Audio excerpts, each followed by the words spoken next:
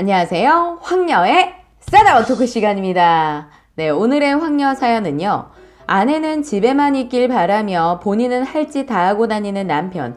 결국 남편에게 받을 거 다 받고 말년에 깔끔하게 정리하게 되었다는 어느 한 여성분의 사연입니다. 사연 읽기 전에 구독과 좋아요, 많은 공유 부탁드릴게요.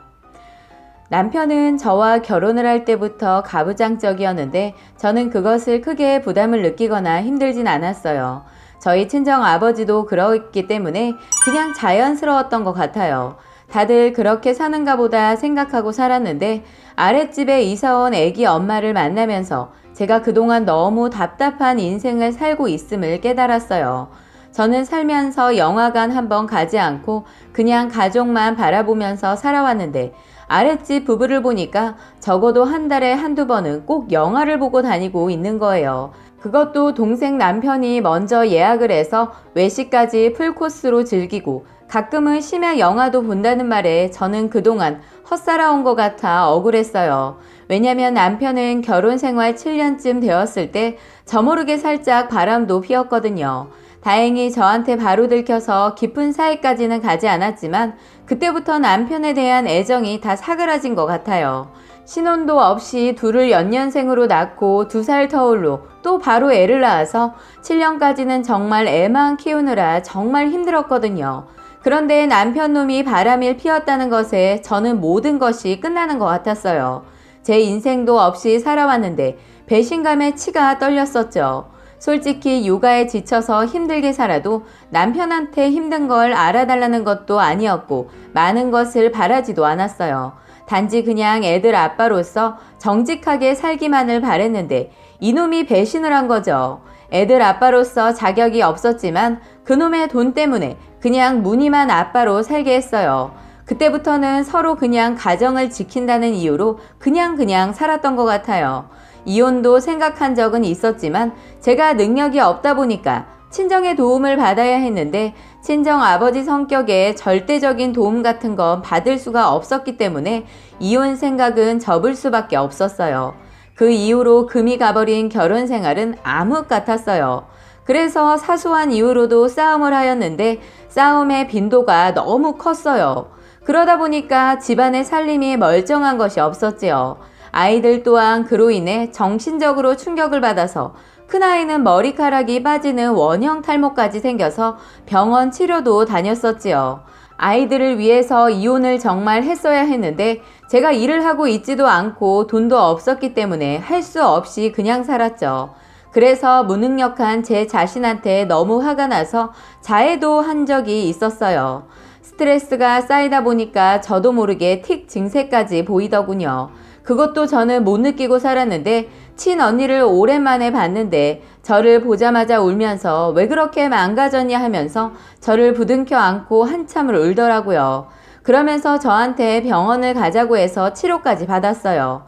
언니 덕분에 모르고 지낼 뻔했던 틱 증세도 고치고 그때부터 정신을 바짝 차렸어요. 그랬더니 애들도 달라지기 시작했어요.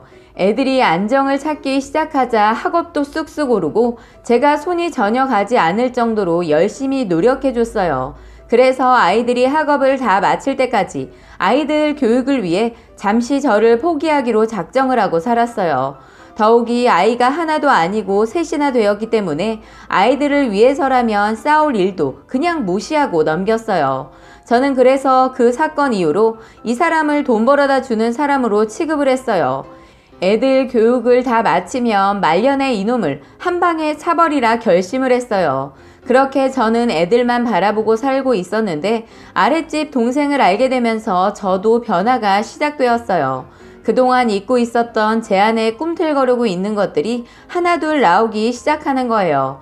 전에는 술도 잘 하지 못했는데 동생과 이 얘기 저 얘기하면서 낮술을 한두 잔 마시다 보니까 술도 느는 거예요. 신랑은 워낙 술을 즐기는 사람이라 반주를 꼭 하는데 저는 술을 못 먹어서 전혀 먹지 않았거든요. 그런데 어느 날부턴가 제가 한두 잔 받아 먹으니까 의아해 하더군요. 예전엔 한 잔만 먹어도 온몸이 빨갛게 달아올랐는데 낮술의 효과인 줄은 모르겠지만 술을 몇 잔을 먹어도 몸의 변화가 전혀 없는 거예요. 그걸 지켜보던 남편이 그러더군요. 체질이 변했나 보다고. 그러거나 말거나 저는 낮에 동생과 남편 모르게 술을 자주 즐겼어요. 그러면서 저의 성격도 조금씩 변화가 왔어요. 남편은 그런 저를 이해해주지 않고 오히려 타박을 하면서 말을 함부로 했어요. 수정이 아빠, 나 내일 아는 동생이랑 밥 먹고 술 한잔하고 올 것 같아. 했더니 어디 여자가 밤에 술을 먹고 돌아다녀? 집에 있으니까 낮에 만나서 밥이나 먹어. 하더군요. 무슨 개 같은 소리를 하고 있나 싶었죠. 저는 말을 했기 때문에 다음날 남편 저녁밥을 준비해놓고 나가서 즐겁게 밥도 먹고 술도 먹고 왔어요. 저는 술도 적당히 기분 좋게 취해서 기분 좋게 집에 왔는데 현관을 들어서자마자 너무 화가 났어요.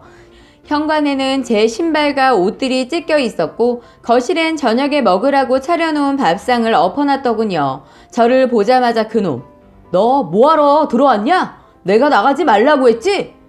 그동안 너무 참은 것이 이 결과인 것 같아서 가만히 있지 않았어요. 내가 네 소유물이야 뭐야? 난 네가 하라면 하고 하지 말라면 안 해야 하는 거냐? 뭐 이딴 새끼가 다 있어? 너가 뭔데 이래라 저래라야? 내가 벌어다 준 돈 쓰고 다니니까 이런 말 할 자격 있는 거 아니야? 야, 더럽고 치사하다. 너 그걸 가지고 지금 따지고 드는 거야? 하면서 저는 옆에 있는 자그마한 화분을 들어서 방바닥에 던져버렸어요. 이놈도 그런 저를 보고 깜짝 놀라더니 본인도 식탁을 엎어버리더군요. 저도 지지 않고 이것저것 다 때려 부셨어요. 술을 먹어서 그런지 두렵지도 않고 보이는 것도 없더라고요. 한번 갈 때까지 가보자는 식으로 다 때려 부셨더니 저를 한 대 때리더군요. 저도 있는 힘을 다해 그놈 얼굴을 긁어버렸어요. 순간 남편놈 얼굴에 피가 줄줄 흐르고 제 손톱엔 그놈 살점이 끼어있더군요. 남편놈 제가 이렇게까지는 한 번도 달라들지 않아서 그런지 많이 놀란 듯 했어요. 저는 지지 않으려고 바락바락 달려들었어요. 그랬더니 이놈 밖으로 나가더군요. 저는 서둘러 애들한테 짐을 챙기라고 하고 애들과 함께 집을 나왔어요. 이놈이 술을 먹고 오면 분명 어떤 사단이 벌어질 것이 뻔히 보였기 때문에 애들과 함께 피했어요. 일단 멀리 가지 않고 아랫집으로 피신을 했어요. 왜냐면 남편은 절대로 제가 아랫집으로 피신했을 거라고는 생각하지 못할 것이기 때문에 급한 대로 피했어요. 아랫집 동생도 저희 집에서 큰 소리가 나니까 마침 문자가 와서 사정을 얘기하고 피해서 있었죠. 아니나 다를까 이놈 집에 왔는지 아랫집에서 들어보니까 이것저것 때려 부시는 소리가 엄청 크게 나더라고요. 혹시라도 상상 이상의 사고를 부를까봐 동생이 신고를 했어요.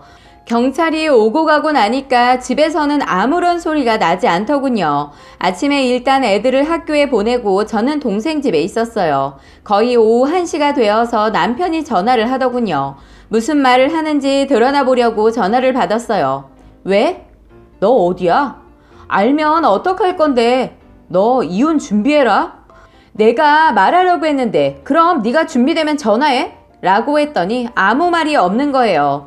남편 놈은 이혼 얘기하면 행여나 제가 잘못했다고 빌 줄 알았나 봐요. 솔직히 애들 어릴 땐 좋은 환경에서 못 자라는 것이 안쓰럽고 미안해서 이혼 생각하다가 애들이 학교에 들어가서 공부도 잘하고 하니까 교육을 위해서 그놈의 돈 때문에 참았는데 이젠 애들도 거의 크고 나니까 저도 어디에 있었던 자신감인지 이놈 아니어도 뭐라도 할 수 있다는 자신감이 들어서 이혼 얘기에 흔들리지 않더라고요. 사실 지금부터가 애들한테 돈 들어갈 때이긴 해서 이혼하는 거 참을까 했는데 더는 아닌 것 같아서 이혼하겠다고 하니까 오히려 이놈 말을 못하더군요. 그러더니 나중에 전화한다고 하더니 일주일 동안 연락을 안 하다가 전화해서는 생각해보니까 내가 잘못한 것 같아 하는 거예요. 이건 뭐지 싶었어요. 그런데 저는 이미 이놈과 모든 것이 정리가 되어서 그냥 끝내자고 했어요. 그리고 마냥 아랫집 동생네 집에 있기도 그렇기도 해서 애들 학교에 얘기해서 잠깐 친언니네로 갔는데 그곳에 찾아와서 싹싹 빌더군요. 그래서 또 한 번 이혼을 접고 각서도 받고 애들 대학만 마치기로 다짐하고 다시 집으로 들어갔어요. 그렇게 애들 대학 다 마칠 때까지 고비가 몇 번은 있었지만 잘 넘겨서 그럭저럭 지내고 있었어요. 그런데 언젠가부터 이놈 폰에서 밤이고 낮이고 시도 때도 없이 톡이 오는 거예요. 저는 이미 남편의 사생활 같은 거 관심도 없고 상관하지 않으려고 작심을 했기 때문에 신경을 쓰지 않았어요. 그랬더니 이놈이 보란 듯이 제 앞에서 여자친구들이랑 통화를 하더군요. 질투심을 유발하려고 그랬는지 모르겠지만 신경 쓰이지 않았어요.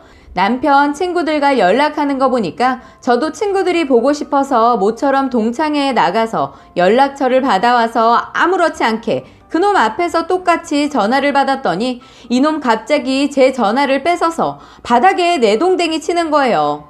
지금 뭐 하는 거야? 야, 너 지금 남자랑 통화하는 거야? 너도 하잖아. 남자랑 여자랑 같아?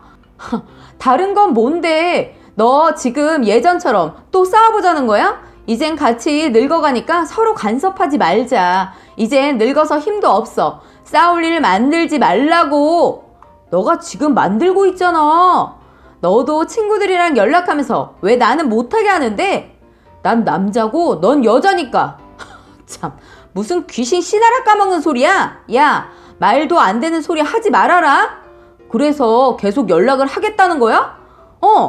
이젠 애들 다 커서 직장도 다니고 있고 하니까 나도 내 생활 즐기면서 그동안 못 만났던 사람들도 보고 지내면서 살려고 했더니 갑자기 그 못된 버릇이 다시 나오더니 먹고 있던 커피잔을 싱크대에 던져버렸어요. 저도 이젠 지지 않은 성격이라 저도 똑같이 던져버렸어요. 그 바람에 창문까지 깨져버렸어요. 이놈 버럭 화를 내길래 이번엔 제가 먼저 말을 했어요. 더는 못 참고 살겠다. 야, 이혼하자. 제가 먼저 이혼 얘기할 줄은 몰랐는지 당황해 하더군요. 나 그동안 너란 놈이랑 참고 산 내가 너무 불쌍한 것 같고 내가 이렇게 늙어서까지 너 눈치 보면서 못 살겠다. 우리는 딱 여기까지야. 너란 새끼는 끝까지 이런 식이지? 이젠 참으면서 끝까지 가고 싶지도 않고 도장 찍자 라고 말하고 폰 들고 나와버렸어요. 이놈 당황했는지 저 잡지도 않더군요. 저는 큰애가 있는 집으로 들어가면서 이혼 서류를 남편놈한테 보냈어요. 애들도 이제는 엄마 삶을 응원한다면서 이혼을 적극적으로 찬성을 하더군요. 그래서 저는 그 질긴 인연의 끈을 드디어 끊어버렸어요. 도장을 찍고 돌아오는 길이 어찌나 홀가분하고 몸이 날아갈 듯이 가벼운지 너무 행복했어요. 이제부터는 정말 오로지 제 인생을 위해서만 살아가려고 합니다. 하루하루가 너무 소중하고 귀한지 처음으로 느껴보네요. 저의 앞날에 많은 응원해주세요. 라고 사연 올려주셨습니다. 오늘의 사연 여기까지였고요. 많은 공유와 여러분들의 생각이나 느낀 점이 있다면 댓글로 표현해 보시기 바랍니다.